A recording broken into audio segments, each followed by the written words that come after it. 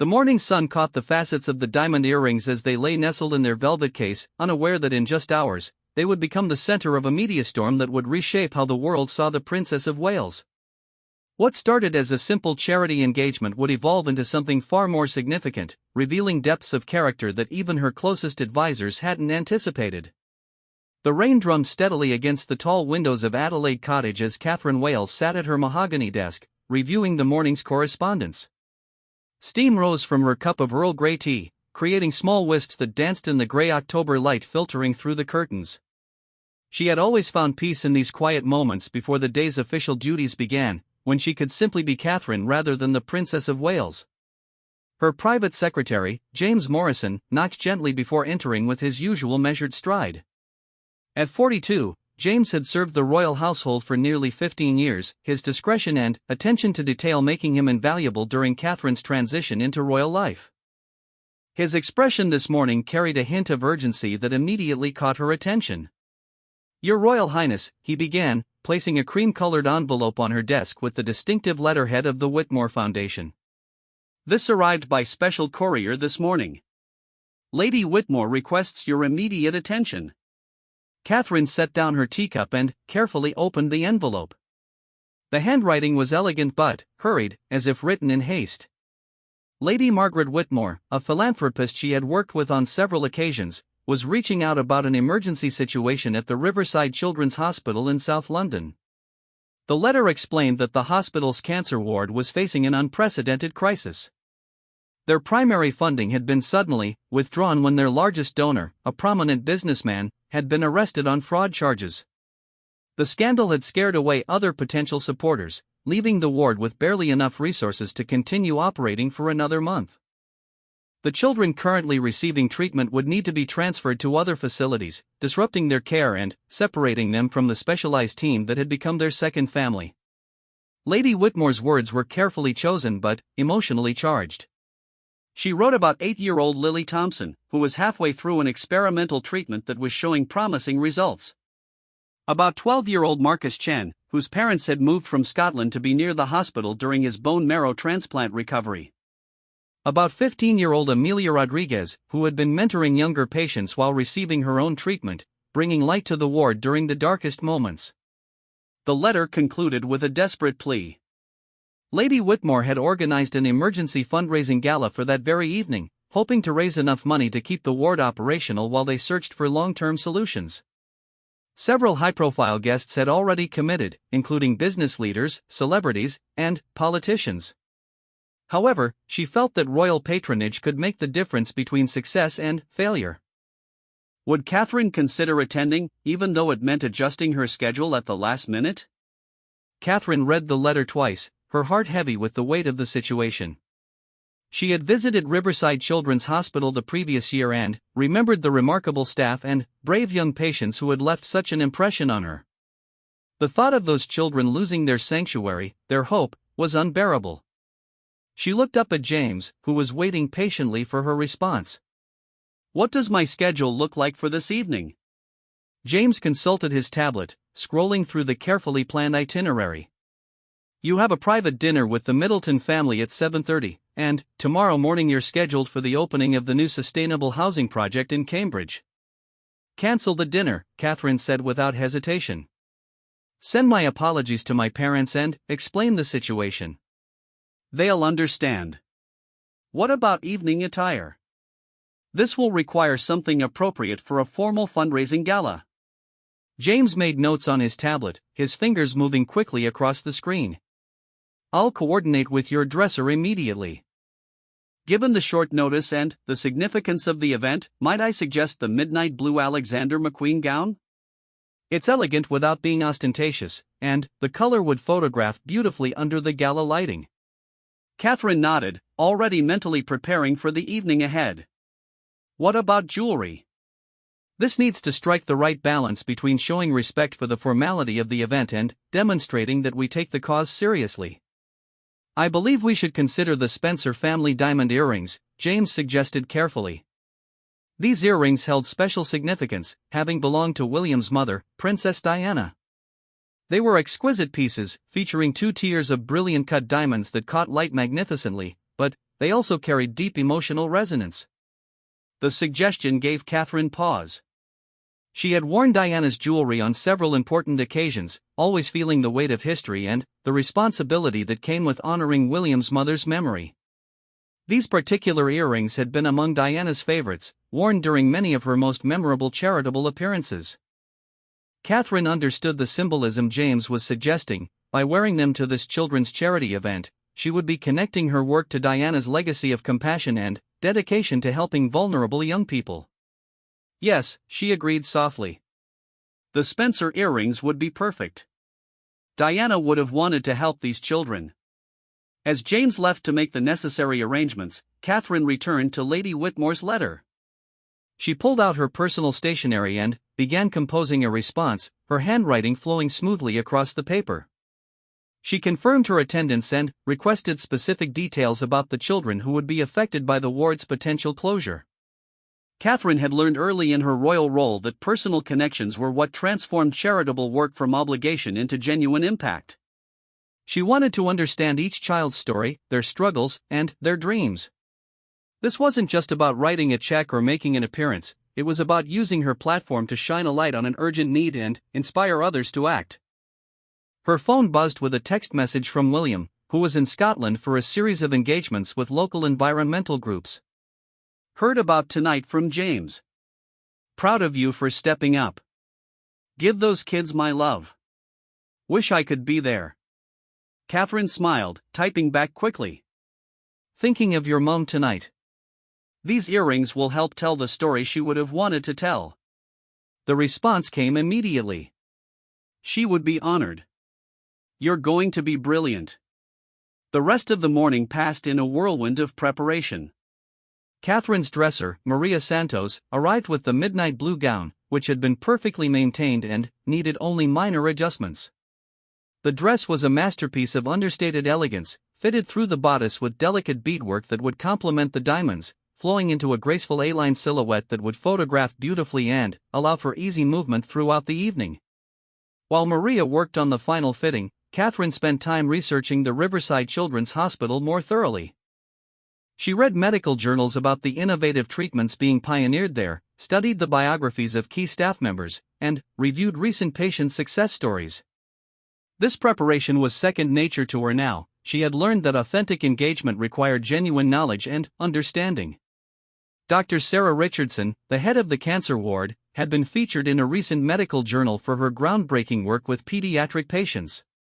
She had developed a unique approach that combined cutting-edge medical treatment with holistic support for families, recognizing that healing extended far beyond the physical aspects of treatment. The ward had become a model for other hospitals around the world, which made the current crisis even more heartbreaking. Catherine also spent time reviewing the guest list for the evening's gala. She would be meeting with pharmaceutical executives who could potentially fund future research, celebrities whose social media influence could amplify the message, and politicians who controlled healthcare funding decisions. Each conversation would need to be strategic, purposeful, and genuine. Lady Whitmore called personally in the early afternoon to express her gratitude and provide additional details about the evening's program. Her voice carried a mixture of relief and nervous energy as she explained how Catherine's attendance had already generated additional interest, with several major donors confirming their participation only after learning of the royal presence. Your Royal Highness, I cannot adequately express what this means to us, Lady Whitmore said, her voice slightly trembling. When I wrote that letter this morning, I hoped but hardly dared to expect such a swift and generous response. Lady Whitmore, Catherine replied warmly, there are some causes that transcend schedules and convenience. These children deserve every effort we can make on their behalf. As the afternoon progressed, Catherine received briefings from her team about the logistics for the evening. Security protocols were established, transportation arranged, and a media strategy developed. The goal was to ensure maximum positive coverage for the hospital's cause while maintaining appropriate royal dignity. The Spencer diamond earrings were retrieved from their secure location and brought to Adelaide Cottage for final preparation. As Catherine held them for the first time in months, she felt the familiar connection to Diana's memory and mission. These weren't just beautiful jewelry pieces, they were symbols of a commitment to using privilege and platform for meaningful change. Her hairdresser, Thomas Chen, arrived in the late afternoon to create an elegant updo that would showcase the earrings without competing with their brilliance. The style he chose was sophisticated yet accessible, reflecting Catherine's ability to balance royal formality with relatable warmth. As evening approached, Catherine found herself thinking about the children who would be affected by this night's outcome. She had learned their names, their ages, their favorite activities, and their dreams for the future. Lily wanted to become a veterinarian so she could help animals the way her doctors were helping her. Marcus loved mathematics and dreamed of becoming an engineer. Amelia wrote poetry and hoped to publish a book about her experiences to help other young people facing similar challenges. These weren't statistics or abstract concepts, they were real children with real hopes and fears, depending on adults to fight for their futures. Catherine felt the familiar surge of determination that had driven her charitable work since joining the royal family. This was why her role mattered, why the platform and privilege came with such profound responsibility. The call came at 6 o'clock that her car was ready. Catherine took one final look in the mirror, adjusting the Spencer earrings slightly. The diamonds caught the light beautifully, creating small rainbows that seemed to dance around her face. She thought of Diana, of the children waiting at the hospital, and of the opportunity ahead to transform a crisis into hope. As she walked toward the waiting car, Catherine felt the weight of expectation and possibility. Tonight wouldn't just be another charitable appearance, it would be a test of her ability to use her influence when it mattered most, to step up when others needed her to shine brightest. The diamonds in her ears were more than just beautiful accessories, they were reminders of a legacy she was honored to continue and a promise she was determined to keep. The sleek black Range Rover glided through the London traffic as Catherine gazed out at the city lights beginning to twinkle in the early evening darkness. Her protection officer, Detective Inspector Sarah Mitchell, sat in the front passenger seat, quietly coordinating with the advanced security team via her encrypted radio. The low murmur of professional communications created a familiar backdrop to Catherine's pre-event mental preparation. The Dorchester Hotel loomed ahead, its iconic facade illuminated by warm golden lights that cast elegant shadows across the entrance. Red carpets had been rolled out, and barriers erected to manage the growing crowd of photographers, journalists, and curious onlookers who had gathered despite the last-minute nature of the announcement. Catherine could see the familiar ballet of royal event logistics unfolding, security sweeps, media positioning, and staff final preparations all happening with clockwork precision. As the car approached the hotel's entrance, Catherine noticed Lady Whitmore standing near the doors, her silver hair perfectly styled and wearing an elegant black evening gown. Even from a distance, Catherine could see the tension in the older woman's posture, the way she kept checking her watch and adjusting her pearl necklace. This event meant everything to her and to the children they were fighting to help. "Ready, Your Royal Highness?" D.I. Mitchell asked, turning slightly in her seat. Her experienced eyes were already scanning the crowd, assessing potential security concerns with the practiced efficiency that had made her one of the Royal Protection Unit's most trusted officers. "Ready," Catherine confirmed, taking a deep breath and straightening the Spencer earrings one final time. The diamonds caught the interior car lighting, sending small sparkles across the leather seats. She could feel the weight of history and expectation, but also the excitement of purpose that always accompanied her most meaningful engagements. The car door opened, and Catherine stepped onto the red carpet with practiced grace. The immediate explosion of camera flashes created a strobe light effect that would have been overwhelming to someone less experienced, but Catherine had long since learned to move naturally despite the visual chaos. She paused briefly, allowing photographers to capture the full effect of her ensemble, understanding that these images would be crucial for generating ongoing media attention for the hospital's cause.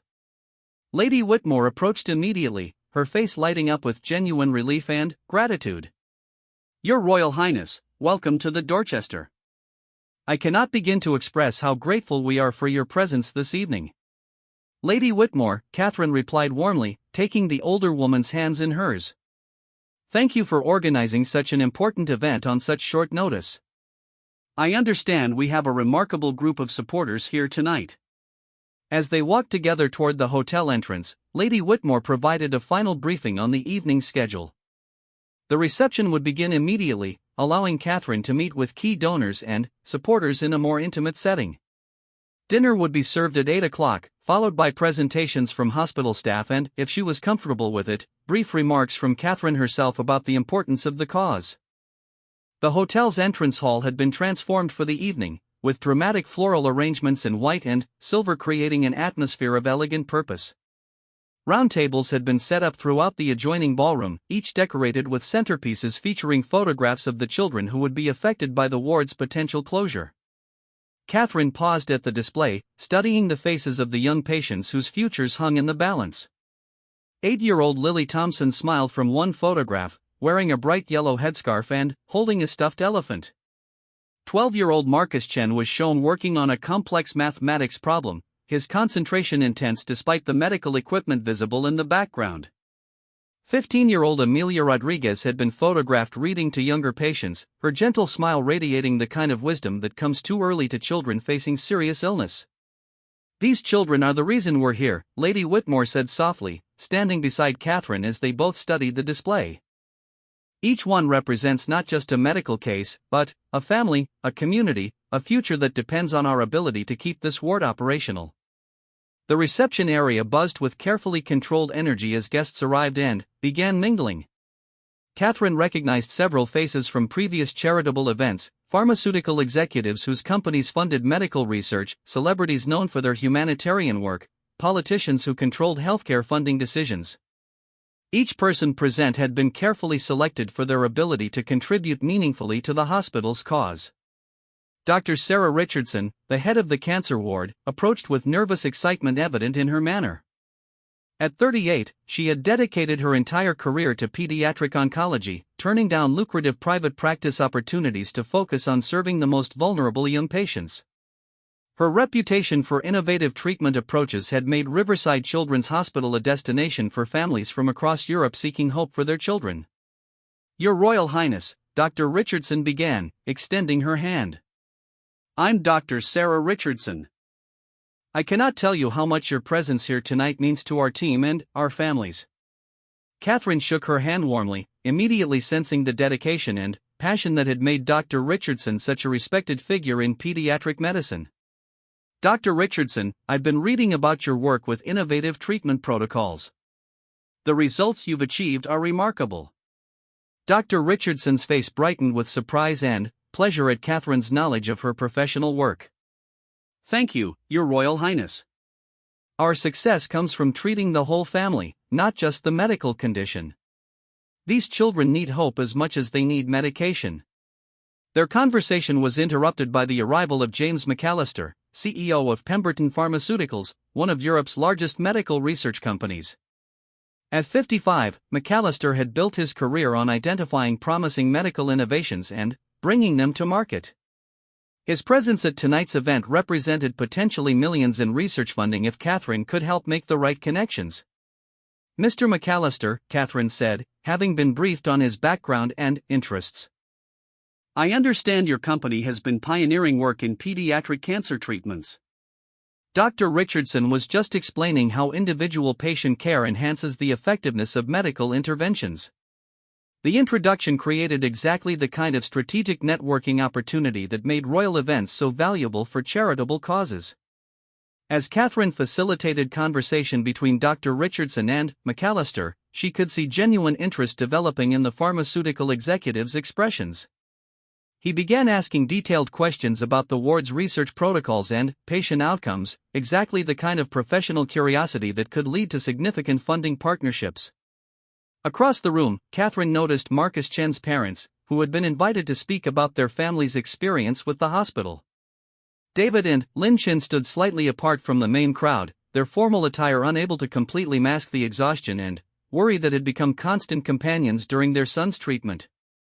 Catherine excused herself from the pharmaceutical conversation and made her way toward them. "Mr. and Mrs. Chen," she said gently, "I'm Catherine. I've been reading about Marcus and his remarkable progress with his treatment." Lin Chen's eyes filled with tears as she shook Catherine's hand. "Your Royal Highness, Marcus is so excited that you're here tonight. He wanted to attend, but the doctors thought it would be better for him to rest. Perhaps I could visit him at the hospital soon," Catherine suggested. "I would love to hear about his mathematics projects. I understand he's working on some quite advanced problems. David Chen, who had been quietly emotional since Catherine's approach, found his voice. Your Royal Highness, this hospital saved our son's life. We moved our entire family from Glasgow so Marcus could receive treatment here. If this ward closes, children like Marcus won't have anywhere to go. The conversation was both heartbreaking and inspiring, providing Catherine with exactly the kind of personal perspective that would make her eventual remarks more authentic and compelling. She spent several more minutes with the Chen family, learning about their journey from Scotland, their challenges with housing and employment while staying near the hospital, and their gratitude for the specialized care that had given Marcus hope for a normal future. As the reception continued, Catherine moved gracefully through the crowd. Each conversation carefully managed to build relationships and gather information that could benefit the hospital's cause. She spoke with Lady Elizabeth Hartwell, whose family foundation funded medical research across the Commonwealth. She met with Tony Morrison, a successful entrepreneur who had recovered from childhood cancer himself and now dedicated his resources to helping other young patients. The most emotionally powerful conversation came when Catherine met Sarah and Michael Thompson, Lily's parents. Sarah Thompson, a primary school teacher, had taken extended leave from her job to care for her daughter. Michael, a construction foreman, had been working overtime to pay for accommodation near the hospital while maintaining their mortgage on the family home in Birmingham. Lily is responding so well to the treatment, Sarah Thompson explained, her voice carrying a mixture of hope and exhaustion. 6 months ago, we thought we were going to lose her. Now she talks about becoming a veterinarian and helping sick animals get better. Catherine listened intently, asking questions about Lily's progress and the family's experience with the hospital's unique approach to patient care.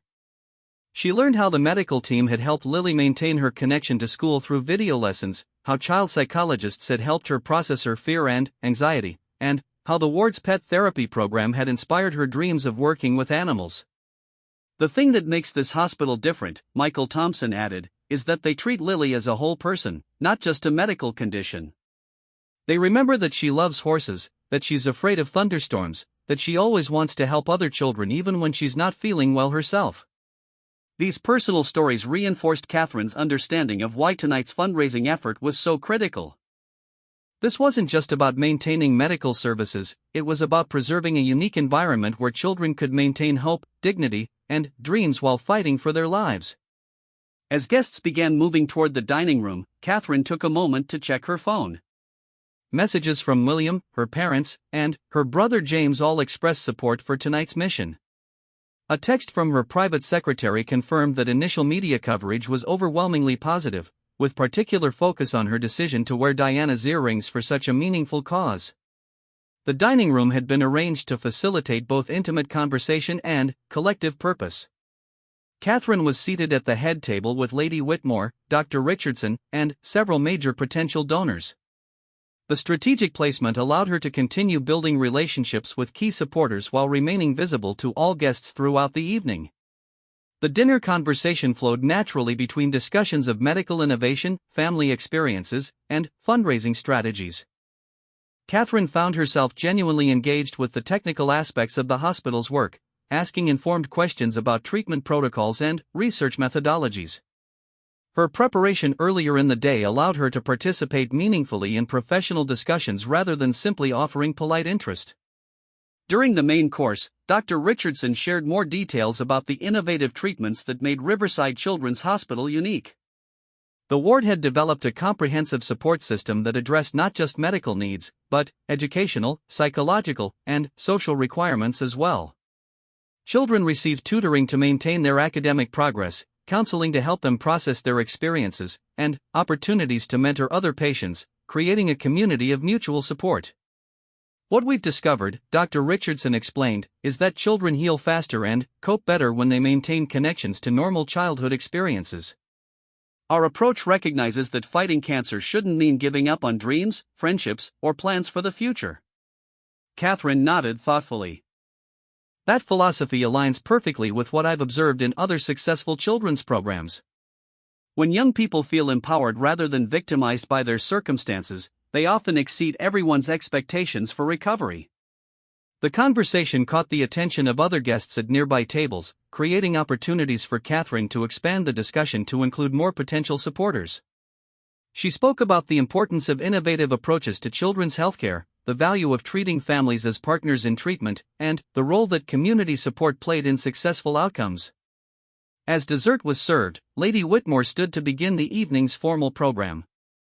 She provided a comprehensive overview of the crisis facing the hospital, the specific needs that required immediate attention, and the long-term vision for maintaining and expanding services. Her presentation was factual but emotional, clearly outlining both the challenges and the opportunities. When Lady Whitmore introduced Catherine to address the gathering, the room fell silent with respectful attention. Catherine stood gracefully, the Spencer earrings catching the candlelight as she prepared to speak from her heart about why this cause mattered so deeply to her and to everyone who believed in fighting for children's futures. Catherine rose from her seat with quiet confidence, the gentle rustle of her midnight blue gown the only sound in the suddenly hushed dining room.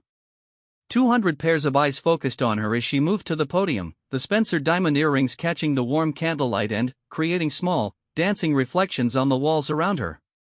She had not prepared formal remarks, choosing instead to speak directly from her heart about what she had learned and felt during this extraordinary day. "Ladies and gentlemen," she began, her voice carrying clearly through the room without amplification, "when I woke up this morning, I had no idea that I would end this day feeling so profoundly moved by the courage of children I have never met, and so inspired by the dedication of people I had just encountered for the first time." She paused, allowing her gaze to move naturally across the room, making brief eye contact with individuals she had spoken with earlier. The Chen family sat at a table near the front, their faces reflecting hope and anxiety in equal measure. Dr. Richardson leaned forward slightly, her professional composure mixed with personal investment in every word Catherine might speak. "This afternoon, I learned about Lily Thompson, who dreams of becoming a veterinarian so she can help animals the way her doctors are helping her. I heard about Marcus Chen, whose passion for mathematics has only grown stronger during his treatment, as if solving complex equations helps him solve the challenge of his illness. I discovered Amelia Rodriguez, who writes poetry about her experiences and mentors younger patients, transforming her own struggle into strength for others." Catherine's voice carried genuine emotion as she continued, "These are not just medical cases or statistics. They are extraordinary young people whose futures depend on our collective commitment to ensuring that healing happens not just through medicine, but through hope, dignity, and the preservation of childhood dreams." The room remained completely silent, guests absorbed in Catherine's authentic connection to the cause she was championing. Lady Whitmore dabbed at her eyes with her napkin, overwhelmed by the royal endorsement that exceeded her highest expectations. "The Riverside Children's Hospital has created something remarkable," Catherine continued. "It is a place where cutting-edge medical treatment combines with genuine understanding of what children need to thrive." Dr. Richardson and her team recognize that healing extends far beyond physical recovery. They understand that a child fighting cancer is still a child who needs to learn, to play, to dream, and to believe in tomorrow. She turned slightly toward Dr. Richardson, acknowledging the medical professional's innovative approach. "When we treat children as whole human beings rather than collections of symptoms, we give them permission to remain hopeful. When we support entire families rather than just patients, we create environments where healing becomes possible." Catherine's preparation from earlier in the day allowed her to speak knowledgeably about the hospital's unique programs. The educational support that helps children maintain their academic progress sends a message that we believe in their futures. The psychological counseling that helps them process fear and uncertainty validates their emotional experiences. The peer mentoring programs that allow recovering patients to help newcomers create communities of mutual support and shared strength. The personal stories she had heard during the reception gave weight and authenticity to her remarks. Sarah and Michael Thompson moved their lives around their daughter's treatment, not just geographically, but emotionally and practically. They learned to balance hope with realism, strength with vulnerability. The hospital support system helped them navigate not just medical protocols, but the complex emotional journey of watching their child fight for her life while maintaining their own faith in positive outcomes. Catherine paused, gathering her thoughts for what she recognized was the most crucial part of her address. "Tonight we face a moment of truth. The ward that has become a beacon of hope for families across Europe could close not because its medical innovations have failed, but because financial support has been withdrawn due to circumstances entirely beyond the control of patients, families, or medical staff. Her voice strengthened with conviction as she continued, "This cannot be allowed to happen. The children currently receiving treatment cannot be abandoned in the middle of their healing journeys. The families who have restructured their entire lives around accessing this specialized care cannot be forced to start over elsewhere. The medical team that has pioneered innovative approaches to pediatric cancer treatment cannot be dispersed just when their work is showing the most promising results." Catherine looked directly at James McAllister, the pharmaceutical executive, as she spoke about the intersection of medical innovation and humanitarian responsibility. The business leaders in this room understand that some investments yield returns that cannot be measured in traditional financial terms.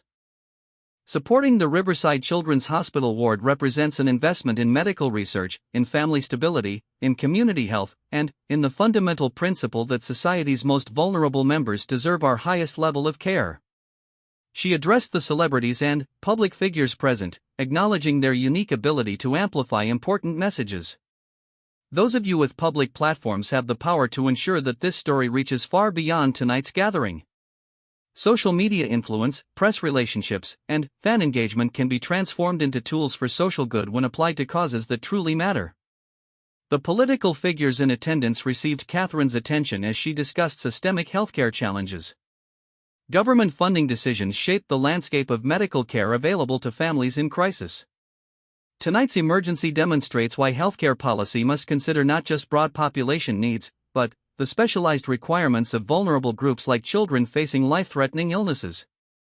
Catherine's remarks took an unexpected personal turn as she referenced the jewelry she was wearing. "These earrings belong to my late mother-in-law, Princess Diana, who wore them to many charitable events supporting causes close to her heart. I chose to wear them tonight because I believe she would have been deeply moved by the work being done at Riverside Children's Hospital. She understood that true royal duty means using privilege and platform to fight for those who cannot fight for themselves." The mention of Diana created a powerful emotional resonance throughout the room.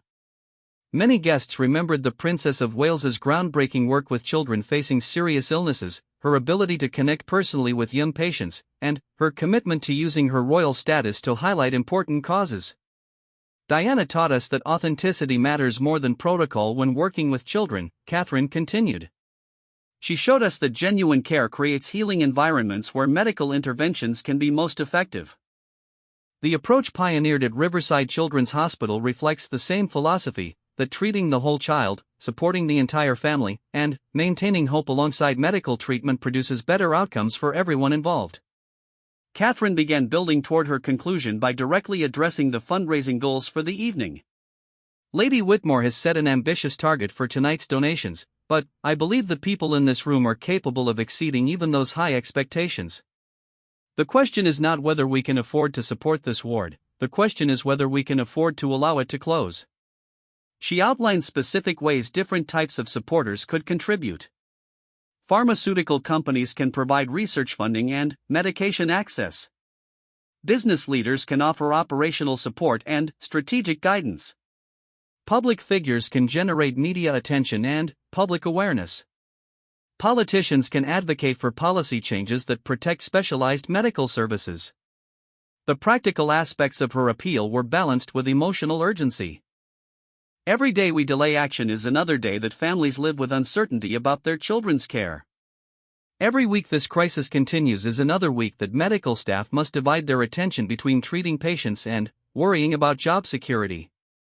Every month without resolution moves us closer to the devastating reality of this ward's closure." Catherine's voice carried personal conviction as she shared her own commitment to ongoing support. "I am not here tonight simply to lend my name to a worthy cause and then return to other obligations. I am making a personal commitment to work with Lady Whitmore, Dr. Richardson, and all of you to ensure that this ward not only survives the current crisis, but emerges stronger and better positioned to serve children and families in the future." She announced specific actions she would take beyond the evening's event. "I will be visiting the hospital within the next 2 weeks to meet personally with patients and families, to understand more deeply how we can support their needs. I will be working with my office to identify other potential donors and supporters who should be engaged in this cause. I will be using my platform to ensure that the public understands the importance of the innovative work being done here. The conclusion of Catherine's remarks focused on the transformative power of collective action. Tonight we have the opportunity to demonstrate that when communities come together around shared values, we can overcome seemingly impossible challenges. We can ensure that children like Lily continue to dream of helping animals. We can make certain that young people like Marcus keep solving mathematical equations. We can guarantee that teenagers like Amelia continue writing poetry and mentoring other patients. Catherine's final words carried both challenge and inspiration. The children at Riverside Children's Hospital are fighting battles that would test the courage of adults. They face their treatments with remarkable bravery, maintain their hope despite uncertainty, and continue to care for others even while dealing with their own struggles. Surely we can match their courage with our commitment. Surely we can respond to their bravery with our generosity. Surely we can ensure that their hope is rewarded with the support they deserve. As Catherine concluded her remarks and returned to her seat, the room erupted in sustained applause that reflected both appreciation for her words and commitment to the cause she had championed. Lady Whitmore stood immediately, her face radiant with gratitude and excitement, ready to capitalize on the momentum Catherine had created. The energy in the room had transformed completely. What had begun as a hopeful but uncertain fundraising attempt had become a focused mission with clear goals and passionate supporters. Conversations resumed at every table, but now they centered on specific commitments, strategic partnerships, and concrete plans for action. James McAllister was already deep in conversation with Dr. Richardson about research collaboration possibilities. Several celebrities were planning social media campaigns to raise public awareness. Political figures were discussing policy initiatives that could provide systemic support for specialized pediatric healthcare services. Catherine remained at the head table, continuing to engage with key supporters who approached her throughout the remainder of the evening. Each conversation built on the foundation established by her remarks, creating specific opportunities for ongoing engagement and support. The Spencer diamond earrings continued to catch the light as Catherine moved through these conversations, serving as constant reminders of the legacy she was honoring and the responsibility she had embraced.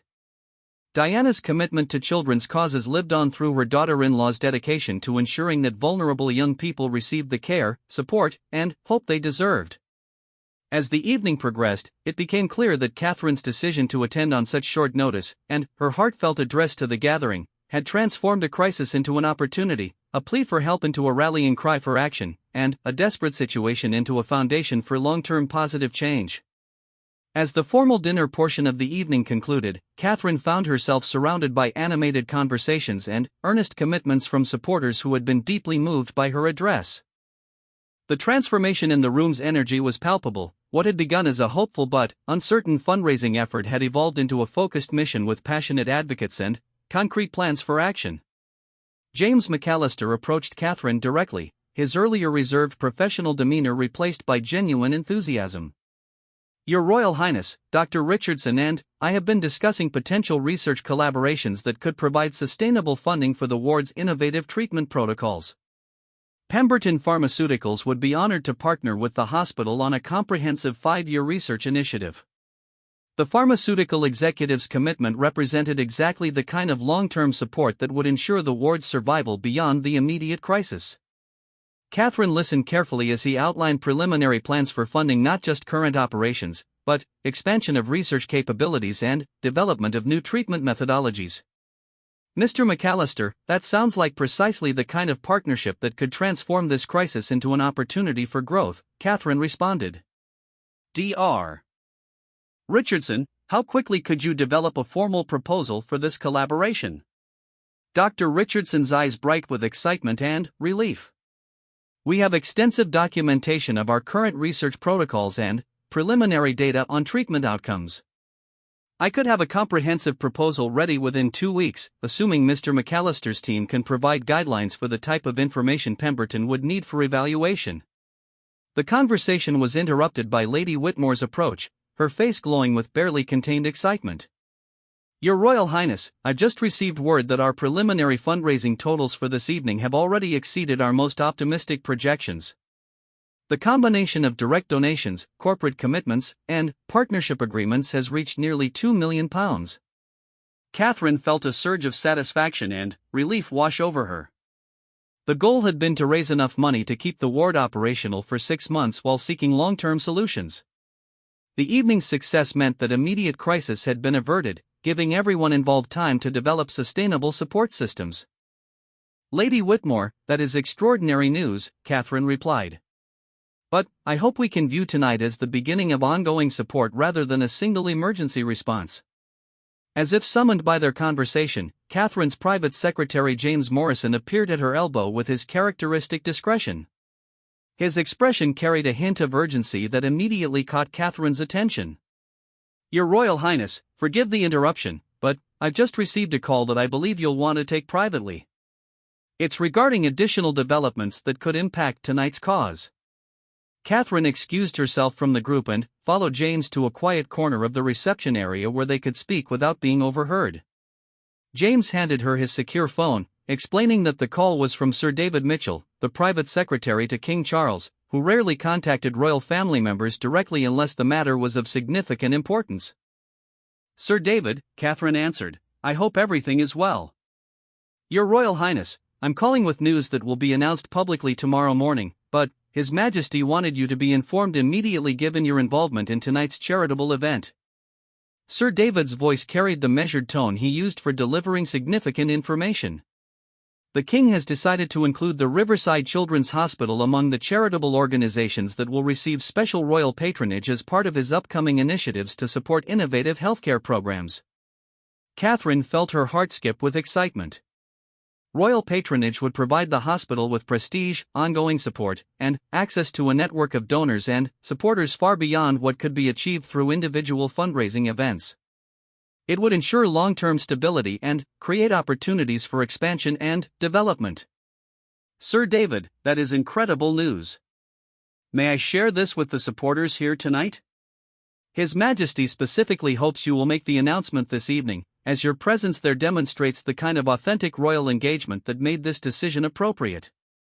He was particularly moved when he learned about the children who would be affected and the innovative treatment approaches being pioneered at the facility. Catherine thanked Sir David and ended the call, her mind racing with the implications of this unexpected development. The royal patronage would transform tonight from a successful emergency fundraising event into a historic moment that established the hospital as a permanent fixture in the charitable landscape. She returned to the main reception area where guests were now mingling freely, their conversations focused on specific commitments and partnership opportunities they had developed during dinner. Catherine asked Lady Whitmore to gather everyone's attention for an important announcement. Ladies and gentlemen, Catherine began, her voice carrying across the room as conversations gradually quieted. I have just received news that will ensure the success not only of tonight's efforts, but of the long-term mission we have all embraced. The room fell completely silent, every guest focused intently on Catherine's words. The Spencer earrings caught the light as she turned slightly to include everyone in her announcement. His Majesty the King has decided to grant royal patronage to the Riverside Children's Hospital, recognizing the innovative work being done there and ensuring ongoing royal support for their mission to serve children and families facing serious illnesses. The response was immediate and overwhelming. Applause erupted throughout the room, accompanied by expressions of joy, relief, and excitement. Dr. Richardson covered her face with her hands, overwhelmed by the magnitude of support that had materialized in a single evening. Lady Whitmore embraced Catherine warmly, tears of gratitude streaming down her face. This means, Catherine continued when the applause subsided, that tonight's fundraising success provides immediate stability, while royal patronage ensures long-term support and continued growth. The children and families who depend on this ward can now focus entirely on healing and hope, knowing that their sanctuary is secure. The announcement created a new wave of energy and commitment throughout the room. Corporate executives began discussing expanded partnerships, knowing that royal patronage would provide additional credibility and visibility for their investments. Political figures recognized opportunities to support innovative healthcare initiatives that now carried royal endorsement. Celebrities understood that their ongoing advocacy would be amplified by the prestige of royal association. James McAllister approached Catherine again, his pharmaceutical company's commitment now enhanced by the knowledge of royal patronage. "Your Royal Highness, this development changes everything. Pemberton Pharmaceuticals would like to propose not just research funding, but establishment of a comprehensive pediatric cancer research center in partnership with the hospital.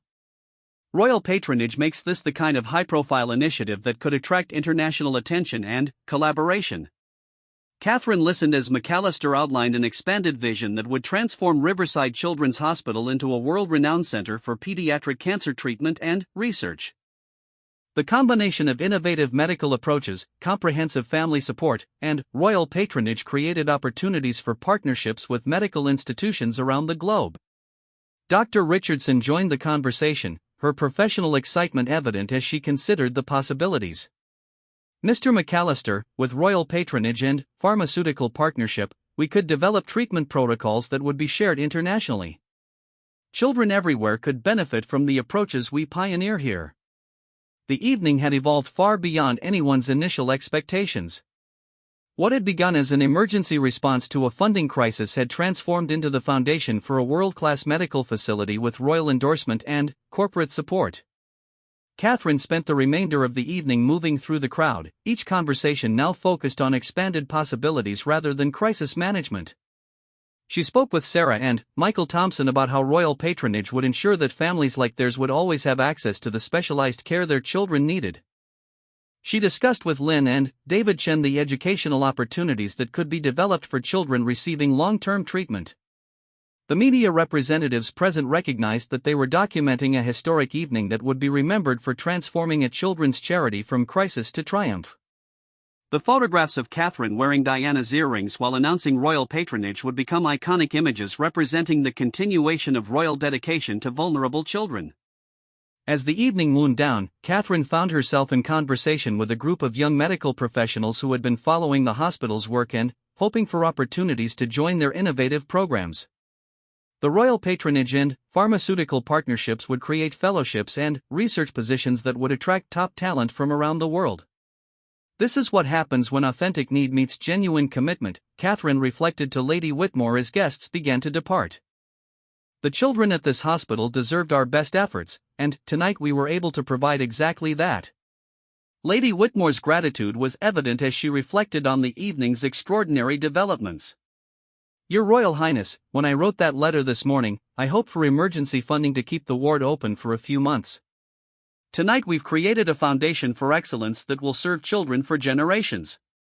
The Spencer diamond earrings had become symbols of transformation throughout the evening, catching light during moments of announcement, connection, and commitment. Diana's legacy of fighting for vulnerable children lived on through Catherine's dedication and through the royal family's ongoing support for innovative healthcare initiatives. As Catherine prepared to leave the Dorchester Hotel, she reflected on how quickly circumstances could change when the right combination of need, opportunity, and commitment came together. The children who had gone to sleep that morning uncertain about their future would wake up tomorrow with royal patronage, pharmaceutical partnerships, and a network of supporters dedicated to their care. The unexpected call from Sir David had transformed the evening from successful to historic, but Catherine recognized that the real transformation had begun with Lady Whitmore's desperate letter that morning and would continue through the daily work of medical professionals, the courage of young patients, and the dedication of families who refused to give up hope. Tonight had proven that when royal influence was applied authentically to genuine need, the results could exceed everyone's expectations and create lasting positive change for the people who needed it most. 2 weeks had passed since the extraordinary evening at the Dorchester Hotel, and Catherine found herself walking through the corridors of Riverside Children's Hospital for her promised visit with the young patients who had inspired the remarkable fundraising success. The same Spencer diamond earrings that had caught the candlelight during her speech now reflected the bright hospital lighting as she made her way to the cancer ward that had been saved through collective determination and royal intervention. Dr. Sarah Richardson met Catherine at the ward's entrance, her face radiant with the relief and excitement that had become constant since the announcement of royal patronage. The transformation in the medical facility was already visible, new equipment had been ordered, additional staff positions were being created, and an atmosphere of hope and possibility had replaced the previous tension and uncertainty. "Your Royal Highness, welcome to what has become possible because of your extraordinary support," Dr. Richardson said as she guided Catherine through the ward's main corridor. "The children have been eagerly anticipating your visit, and I think you'll be amazed by their energy and optimism." The first stop was Lily Thompson's room, where the 8-year-old was working on a mathematics workbook while her favorite stuffed elephant watched from the bedside table. Her parents, Sarah and Michael, had remained near the hospital since the gala, but their expressions had transformed from anxious worry to cautious hope as Lily's treatment showed continued positive results.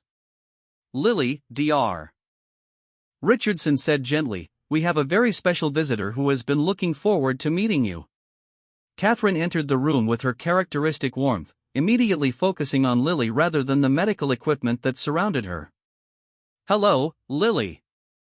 I'm Catherine, and I've heard wonderful things about your dreams of becoming a veterinarian." Lily's face lit up with excitement as she recognized Catherine from the photographs her parents had shown her.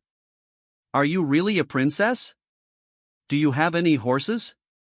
Catherine laughed, settling into the chair beside Lily's bed. "I do know some horses, and I would love to hear about your plans for helping animals. Your parents told me that the doctors here are helping you get better so you can pursue your dreams." The conversation that followed was natural and engaging, with Lily excitedly explaining her favorite animals and asking Catherine about life with horses. Sarah Thompson watched with tears of gratitude, recognizing how Catherine's genuine interest was providing her daughter with exactly the kind of normal childhood interaction that made the hospital's approach so special. "Lily has been writing letters to other children in the ward," Sarah Thompson explained to Catherine. "She wants to share what she's learned about staying hopeful during treatment."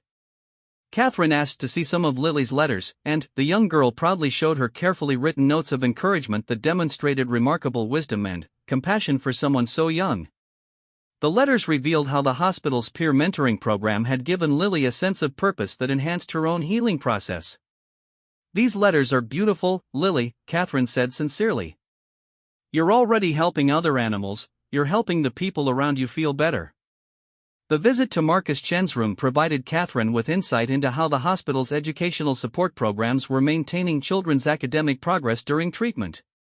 Marcus was working on advanced algebraic equations with his tutor, his concentration intense despite the medical interventions he was receiving. "Marcus," Catherine said, having been briefed on his exceptional mathematical abilities, "I understand you're working on some quite challenging problems." Marcus beamed with pride as he showed Catherine his work, explaining how solving mathematical puzzles helped him feel in control during his treatment. His parents, Lynn and David, watched gratefully as Catherine engaged seriously with their son's academic interests rather than focusing on his medical condition. "The teachers here are amazing," Marcus explained to Catherine. "They help me keep learning even when I'm having treatments.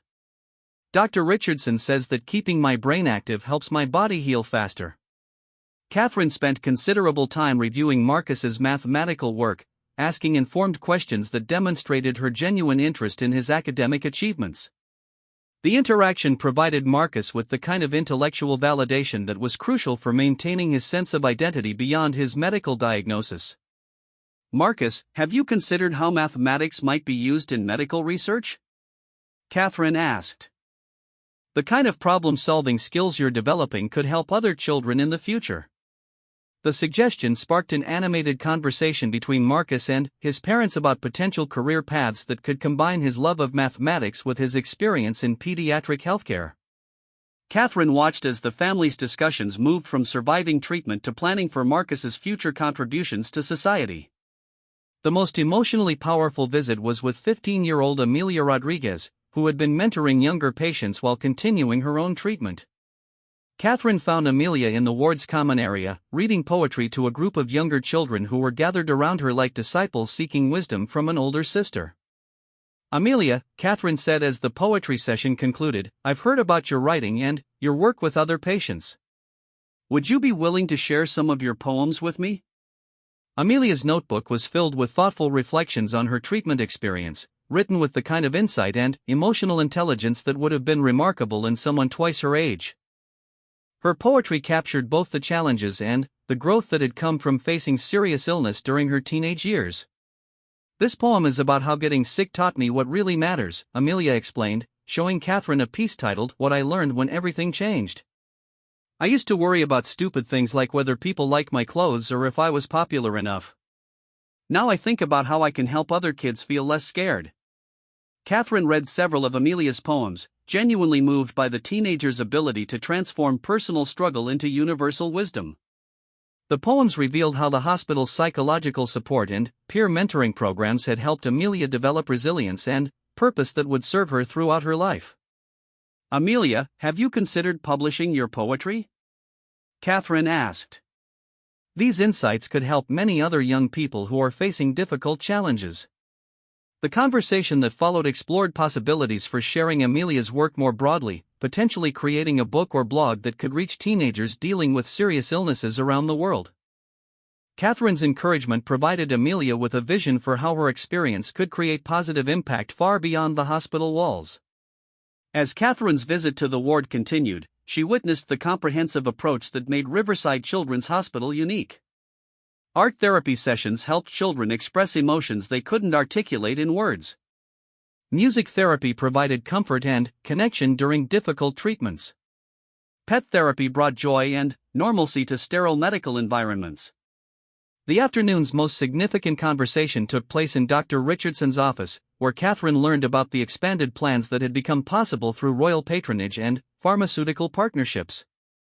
James McAllister's company had finalized agreements for the comprehensive research center that would establish the hospital as an international destination for pediatric cancer treatment innovation. Your Royal Highness, the research center will allow us to develop and test new treatment protocols that could benefit children worldwide, Dr. Richardson explained, showing Catherine architectural plans for new facilities. We're already receiving inquiries from medical professionals in 12 countries who want to collaborate with us. The research center would include expanded laboratory facilities, additional patient rooms designed specifically for long-term treatment, family accommodation that would allow parents to remain close to their children throughout treatment, and educational facilities that would enable children to maintain normal academic progress regardless of their medical needs. Catherine reviewed the plans carefully, asking detailed questions about how the new facilities would enhance patient care and family support.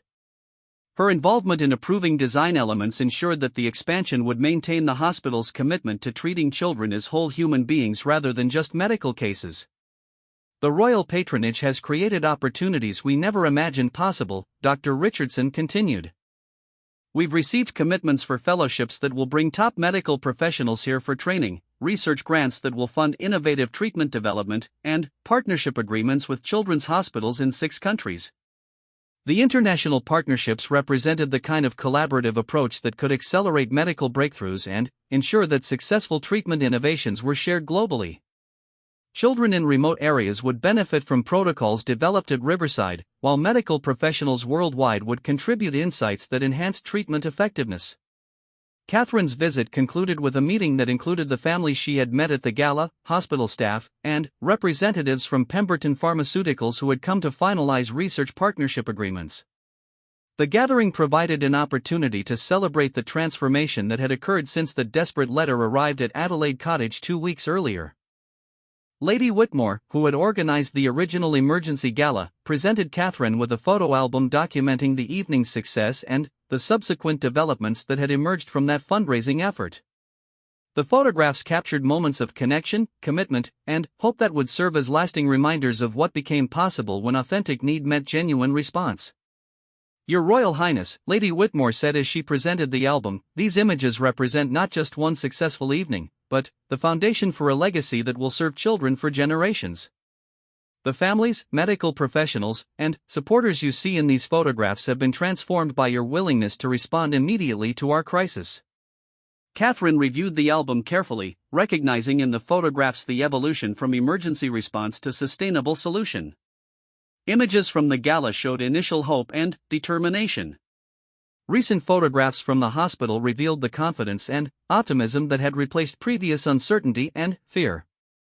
As Catherine prepared to leave the hospital, she was approached by several families whose children were receiving treatment in the ward. Each family had a story of how royal patronage and expanded funding had enhanced their experience and improved their children's outcomes. One mother explained how the new family accommodation meant she could remain close to her son throughout his treatment rather than commuting from distant temporary housing. A father described how the expanded educational programs allowed his daughter to maintain grade-level academic progress despite months of medical intervention. A teenage patient expressed gratitude for counseling services that had helped her process the emotional complexity of facing serious illness during adolescence. The Spencer diamond earrings had witnessed every conversation, every moment of connection, every expression of hope throughout Catherine's visit to the hospital. They served as constant reminders of Diana's legacy of authentic engagement with children facing serious challenges and of the ongoing royal commitment to using privilege and platform for meaningful positive change. As Catherine's car pulled away from Riverside Children's Hospital, she reflected on the remarkable transformation that had begun with Lady Whitmore's desperate letter and evolved into a comprehensive support system that would serve vulnerable children for years to come.